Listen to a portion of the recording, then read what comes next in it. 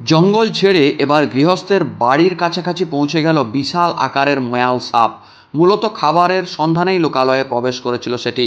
খবর পেয়ে বনকর্মীরা উদ্ধার করে ফের তাকে ছেড়ে দিয়ে আসে গভীর জঙ্গলে। ঘটনাটি ঘটেছে সোমবার সকালে পশ্চিম মেদিনীপুর জেলার গোয়ালতোড় রেঞ্জের রামগড় পিট এলাকাতে।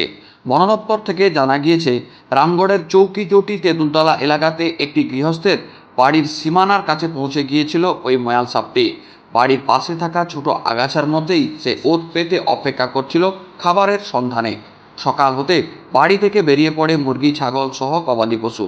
সেই মুরগি দেখতে পেয়ে নড়ে চড়ে বসে বিশাল আকারের ময়াল সাপটি। আর তখনই নজরে আসে বাড়ির লোকজনদের। কোনোভাবে বাড়ির লোকজন একটি জালের মধ্যে বন্দি করে ফেলে সেই বিশাল আকারের ময়াল সাপটিকে। খবর দেওয়া হয় স্থানীয় রামগড় বিট অফিসে। তাকে উদ্ধার করে পরে বস্তা বন্দি করে নিয়ে যাওয়া হয়। গোয়ালতোড় রেঞ্জ আধিকারিক বাবলু মান্ডি জানিয়েছেন, প্রায় 15 ফুট লম্বা একটি ময়াল সাপ উদ্ধার হয়েছে, কারো কোনো ক্ষতি হয়নি। সাপটিও সুস্থ রয়েছে। তাকে পুনরায় গভীর জঙ্গলে ছেড়ে দেওয়া হয়েছে। তবে লোকালয়ে বিশাল আকারের এই ময়াল সাপের প্রবেশ ঘিরে একটা আতঙ্ক তৈরি হয়েছে ওই এলাকাতে।